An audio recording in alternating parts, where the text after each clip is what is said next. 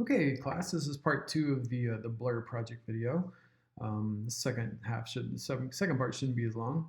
Okay, so shallow depth of field photography. So this is I do a lot of photos in museums. It's one of my favorite things to do when traveling is taking pictures of art in museums because I end up using them in my art history classes. But it's using a 1.4 aperture lens, which is a specialty lens that has a really wide opening, which produces a really beautiful blurry background, which can be useful in this case. Instead of having like tourists walking around in the background, it's just sort of blurred out so you can't really tell what's back there. It's a nice way of isolating the figure in this German wooden sculpture, I think Tilman Riebenschneider. So for me, it's just a really beautiful effect, that shallow depth of field effects. I'll show you how to use some like a magnifying glass to fake it if you don't have a really good lens. All right, so this diagram here, this is also from the photo textbook. It shows some different ways to get sharpness and depth of field. So wide aperture is one way of doing it versus smaller aperture. It's at the top there. A longer focal length lens versus shorter focal length. When you use a zoom lenses typically give you like massive amounts of that shallow, blurry depth of field when you're zoomed way in. So if you're using like a 200 millimeter long lens and have a 4.0 aperture set on that, that's going to give you more shallow depth of field stuff happening than the same setting on a shorter lens. And then the bottom image, just it's kind of a similar concept in terms of closeness, how close you are to a subject. So typically when you got the lens right up on the subject, what's behind it will want to be out of focus pretty easily. Whereas if you're further away from the subject and what's behind it will typically both be in focus. So if you're not getting good shallow depth of field effects, often you can just get closer, and that will help. Another technique you can use with the shutter speed blur idea is so thinking about what shutter speed you need to be set at to capture a sense of blur. So if someone's riding by you on a bicycle or running past you, something like a 15th of a second or 30th of a second, they'll be blurry, which is often what you don't want when you're doing sports photography. But if you're doing it for artistic effect, it can be really interesting, especially if you do something like, so on the left image, you see that the bicycle is just simply blurry, shot at a 30th of a second, whereas at a 500th of a second, it stopped at sharp.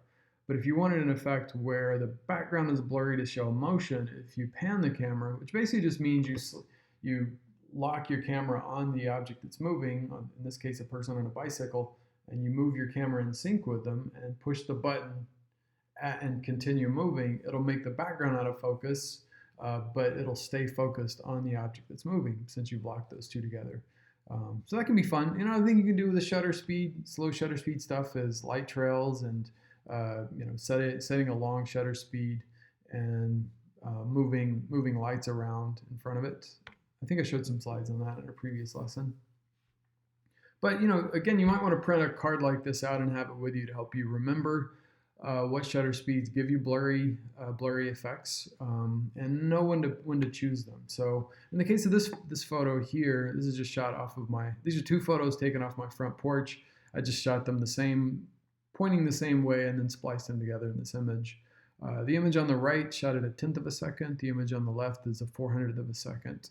And in this case, I think the better image of snow is on the left because the 400th of a second shutter speed, it actually froze the snowflakes in midair. And so you can really tell it's a nice big snow.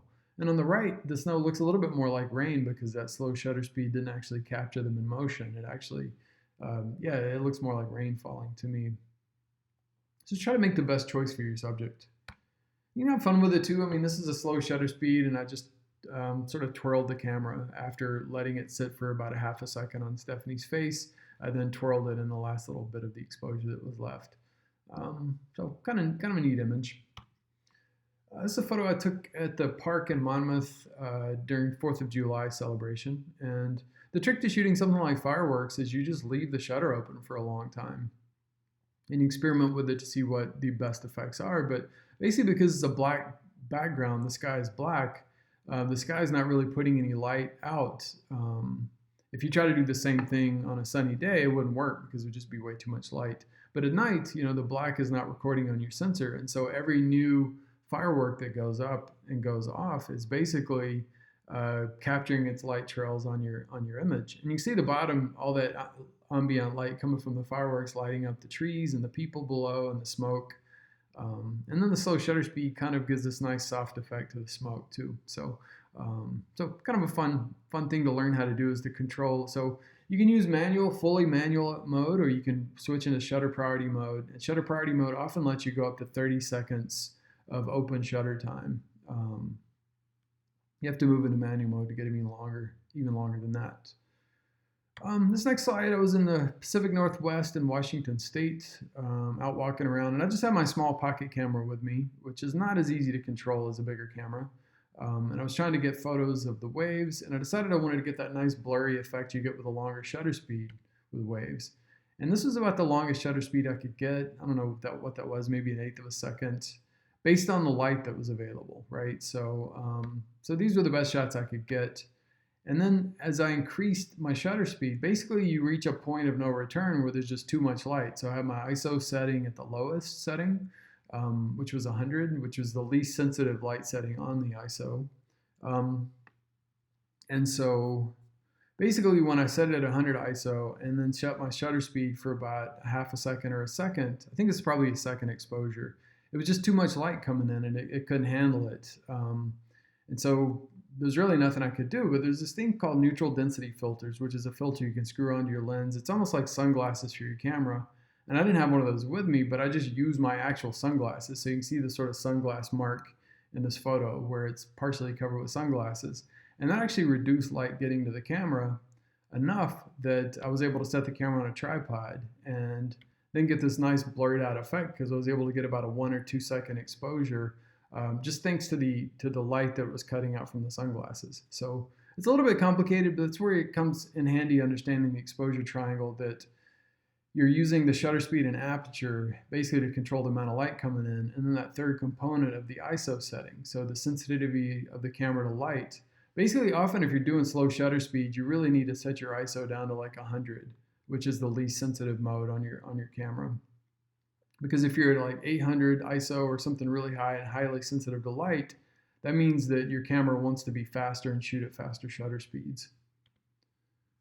So another one of the shots from that day. Here's another trick I can show you. These are photos I was taking out of my backyard in spring. You can use a magnifying glass. This is actually a lens I got out of an old darkroom enlarger. So that's what I was using, but it's basically the same thing as a magnifying glass. And this gives you some really neat shallow depth of field effects, because when you shoot in macro and shoot really close up, you typically get super thin slice of depth of field. So this is these little tiny flowers in my yard. You can see my hand in the image holding the little magnifying glass. And you get this kind of bad diffraction effect where the light is just really weird because it's kind of a cheap lens, usually magnifying glasses. So anyways, you can see that showing up in that sort of red color fringing around the edges of the white flower. So this was the closest my lens would get normally. And then when I put a magnifying glass in front of the lens, I actually got this amount of close up. So it's kind of a cheap way to basically have a macro lens. Some more flowers, and then my image of a granddaddy long legs. Looks like a monster space alien. So that's the end of the slides. Basically, I'll send a link to these YouTube videos in the email, along some additional instructions for the assignment, the due dates, and all that. So anyway, good luck on the project. I am going to do a third video to send you, which is on how to use Photoshop to fake depth of field and to make some really interesting effects using Photoshop. So look out for that too.